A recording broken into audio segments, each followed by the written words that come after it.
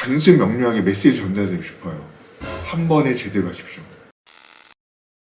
안녕하세요. 성형외과 전문의 최규진입니다. 원장님, 네, 안타깝게도 네. 재수술 환자분들이 점점 더 많아지는 것 같아요. 그런 것 같아요, 정말로.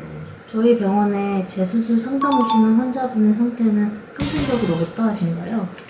그러니까 이런 영상을 또 만들어냈다고 이 자리에 앉은 이유도 급격히 늘어나는 재수술 환자들 때문이거든요. 그러면 재수술을 받으시러 오시는 분이 어떤 상태로 오시느냐, 이 수술한 이후에 유두가 어디까지 가야 되느냐를 제대로 계산을 하지 못하고 수술을 받고 오시는 분들이 꽤 많아요. 수술을 받았다고 하시는데 아직도 유두는 저 밑에 있거나, 또는 너무 줄이는 것만 집중해서 줄이면 유두가 올라간다는 사실을 모르고 그냥 수술해서 줄이고 줄였더니 다 꼬매봤더니 유두가 여기가 있는 분들, 그런 안타까운 경우, 유두의 위치를 너무 부적절하게 잡은 경우, 조금만 째고 뭘 하겠다고 욕심을 부려가지고 끌어는 당겼는데, 그러다 보니 보통 가슴이 크시고 처지면 유두도 크거든요. 그건 하나도 개선이 안 되고 이렇게 잡아당겨가지고 유륜만 이렇게 타원을 길어지신 거예요. 이 절반 이상은 엄청나게 튀어나오고 굵어진 흉터로 이렇게 갖고 오시는 거죠. 그리고 여기는 하나도 개선이 안 돼 있는 이런 모습 너무나 많고요. 그래서 어딘가에서 수직을 해갖고 오셨는데 길고 여기는 묵직하게 남아있어요. 어색한 모양이죠. 여길 줄여야죠. 어떻게 해요? 열어야죠. 얼굴 잘라야죠. 이런 재수술 너무나 케이스 많고, 바짝 잘라 너무나 많이 자른 거예요. 너무 많이 잘랐는데 여기 뻣뻣한 거예요. 시간이 지나면 좋아지는 여지가 있었는데 바짝 잘라버리면 좋아질 여지가 없어요. 너무 모양이 이상하고 밑에 볼륨이 없고 여성스럽지 못하고 유두는 저 위에 올라가 있고, 줄이겠다고 수술했는데 너무 바짝 줄여놔가지고 도저히 이렇게 탈수록 보형을 다시 넣어야 되는 경우도 있고, 뭐 하여간 그 종류를 나열하자면 너무나 많아요.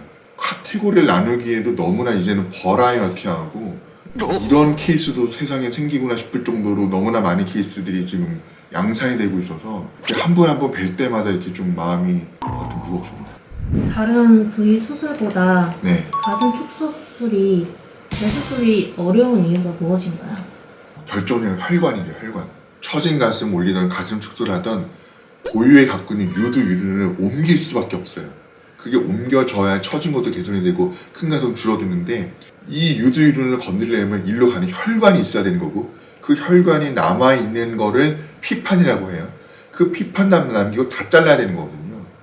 근데 그 피판이 안정적이어야 되는데, 재수술인 경우에는 도대체 그 피판이 어디 있는지 모른다는 거죠.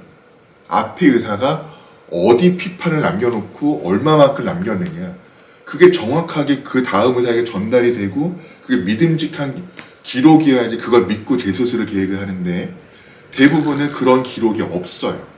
그 다음 의사는 굉장히 난감한 수수께끼를 풀어대는 거예요. 어느 병을 사셨어요? 시기가 언제예요? 그걸 유추해서 그러면 왠지 이 방향으로 수술했을 것 같다. 또는 모양을 보면은 여기가 너무 묵직한 거 보니까 혈관이 왠지 아래에 있을 것 같다. 이런 추정을 하는 거죠. 근데 이 추정만 해줄 수 없으니까 저는 반드시 대학병원에 의뢰해서 혈관을 찾는 검사를 다시 하죠. 그래서 그걸 다 매칭해서 조합을 해서 혈관이 어디 있을 거라는 걸 추정하고 환자 상의하고 수술 계획을 잡는 거죠. 수술 실제 받으신 분들은 너무나 많이 아시는 내용일 텐데, 유두 위치 중요합니다. 이것도 앞에 의사가 어디까지 올려놨냐에 따라서 그 다음 수술이 어디까지 해낼 수 있는지가 결정이 돼요. 상식적인 높이보다 덜 올라갔으면 개선의 여지가 남아있어요. 또는 상식적인 높이까지 올라갔으면 그걸 유지하면서 개선하면 돼요. 근데 이미 유두는 겨드랑이 선까지 올라가 있어요. 저는 낮출 수는 없어요. 이미 올라간 거는. 특히 요즘에 재수술을 많이 너무나 상담하면서 드리고 싶은 말씀은, 여러분이 나름대로 바라시는 바는 저도 잘 알고 있고 모든 의사 다 알고 있어요. 근데 그 방법대로 내가 희망하고 내가 계획했던 방법대로 그대로 얘기해주는 의사만 찾지 마시라는 거예요. 그대로 되지 않아요. 그대로 될 거였으면 저도 그렇게 할 거예요. 그렇게 안 되기 때문에 이런저런 방법들이 존재하는 거거든요. 근데 이런저런 방법들이 마음에 들지 않는다고 내가 원하는 방법대로만 얘기해준 데를 찾아서 하시면 고만한 결과 내지는 상상치도 못한 엉뚱한 결과가 만들어내기 너무나 많아요.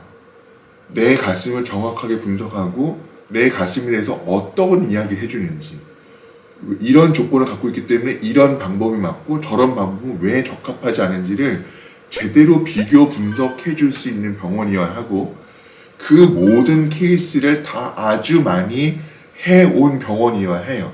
그런 많은 다양한 케이스를 종류별로 다 공개할 수 있어야 되고, 이미 그런 많은 다양한 종류의 수많은 실환자들의 후기가 이미 많이 알려져 있으면 많은 위험성을 이미 걷어내신 거예요. 그러고 선택한 병원이라면 거의 틀림이 없어요. 여러분께 드리고 싶은 말씀은, 흉터를 조금만 남기고 싶은 건 누구나 받는 바람이에요. 저도 만약에 어떤 수를 받게 된다면 흉터가 적으면 저도 좋겠어요. 그런데 흉터가 적으면 적게 알면은 바꿀 수 있는 여지도 적은 건 분명합니다. 적은 흉터로 많은 걸 다 해낼 수 있다. 굉장히 혹할 만한 이야기지만 혹할수록 의심하시고 검증하십시오. 제대로 이해가 되고 안전하게 점검이 된 방법으로 한 번에 제대로 수술을 받으십시오. 그게 여러분들이 고생을 안 하시는 길입니다. 자, 오늘도 또 굉장히 막 혈압 올라가는 이야기 말씀드렸습니다. 결코 반란하고 기분 좋은 내용 아니었고, 우리가 아주 진지하게 다시 한번 고민을 해봐야 될 중요한 이슈여서 이렇게 무거운 마음으로 오늘 말씀드렸고요. 아주 수년 전부터 이런 내용을 말씀드려도 이런 내용을 점점 더 많이 말씀하게 되고 있어요. 제 상황이. 그래서 오늘도 또 이런 자리 마련한 거거든요. 더 이상 이런 내용을 자꾸 말씀드리지 않아도 되는 그런 상황이길 바래요. 오늘 영상 잘 봐주셨기를 바라고, 제가 더 열심히 준비해서 더 좋은 내용으로 다시 찾아뵙겠습니다. 잘 시청해 주셔서 감사합니다.